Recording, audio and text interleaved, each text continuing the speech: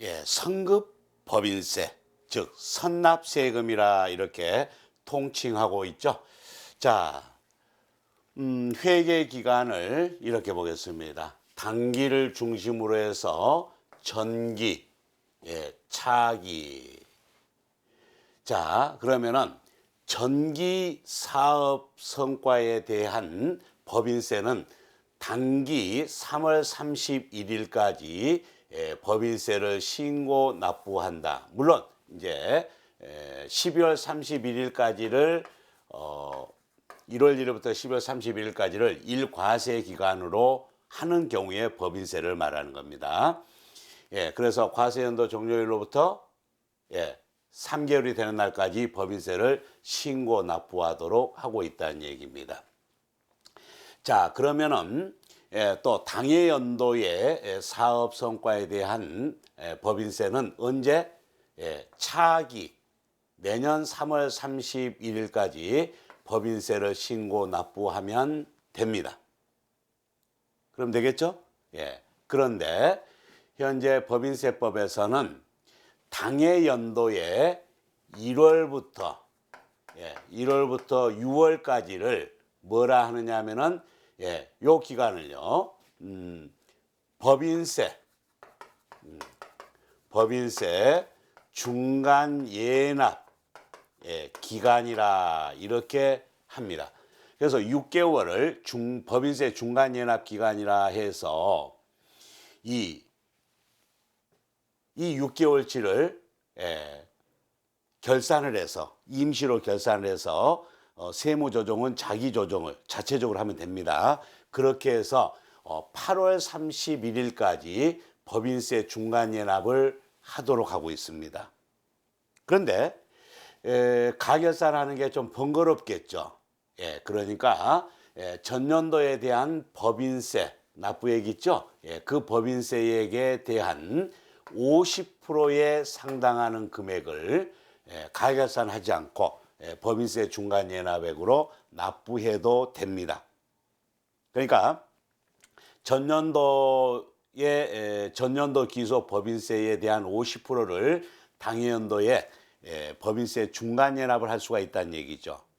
그러나 전년도에 법인세에 대한 산출세액이 없거나 하는 그런 경우에는 1월부터 6월까지를 임시로 결산을 해서 세무조정은 자기조정을 해서 이렇게 그 산출된 그 금액을 법인세 중간예납으로 납부하라 이렇게 하는 겁니다.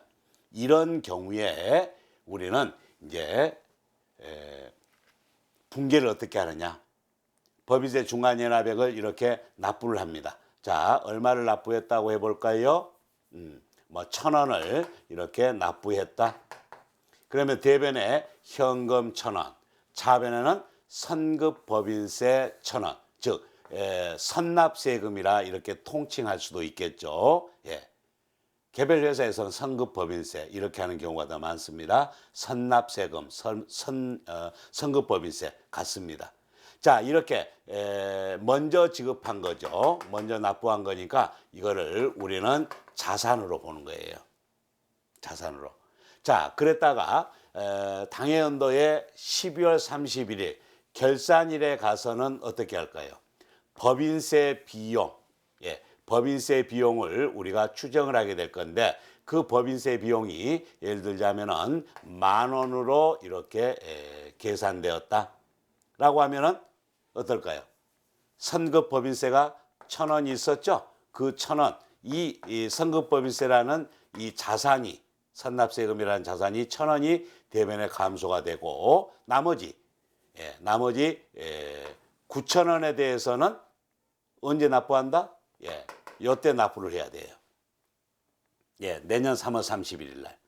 자, 이렇게 볼 수가 있겠습니다. 그래서 법인세 중간예납을 하는 경우에 분계, 그다음 12월 31일 결산일에 분계, 그리고 내년도 3월 31일 날에 분계는 어떻게 될까요? 차변의 부채 감소로서 미지급 법인세, 즉 미지급 세금, 미지급 법인세, 미지급 세금 이래 됩니다. 그리고 대변에는 현금 이러면 되겠습니다.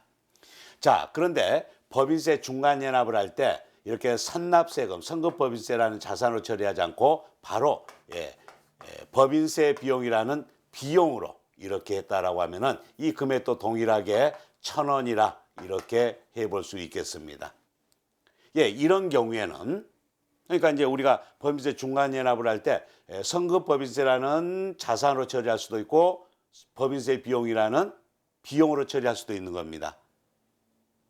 그 두 가지 방법 어떤 거든지 상관없습니다. 자, 그러면은 12월 30일 날 결산 시점에서 분개할 때는 어떨까요? 이제 법인세 비용이 얼마로 돼 있다? 10,000원으로 계산됐더라. 그런데 이미 법인세 중간연합할 때 법인세 비용 1,000원 처리했죠. 그러면은 여기에는 9,000원만 하면 됩니다. 그리고 내년 3월 30일 날 납부해야 될 법인세, 부채 증가로서 미지급 법인세. 여기서는 또 미지급 세금이라 이렇게 해도 되겠죠. 미지급 세금. 이렇게 이제 정리를 해볼 수가 있겠습니다. 이런 경우에 우리가 이제 선납세금, 이러한 개정 과목을 사용을 하게 되는데요. 이것 외에도 선납세금으로 처리할 수 있는 거래는 법인세 중간연합, 이거 외에도 우리가 이자 수익이라든가 배당금을 받는다든가 이럴 때 원천징수, 즉 소득세를 원천징수 당하죠. 그 부분을 우리는 선납세금이라 합니다. 예를 들자면은 이자를 받았습니다.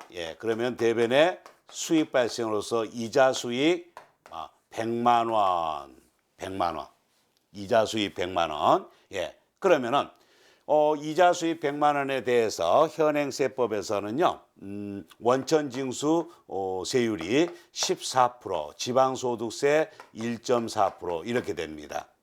소득세는 14%, 지방소득세 1.4%, 지금 현재 그래서 15.4%. 그러면은 15만 4천 원을 원천징수 해서 공제하는 거예요.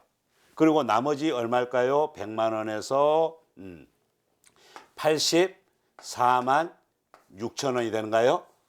그렇죠?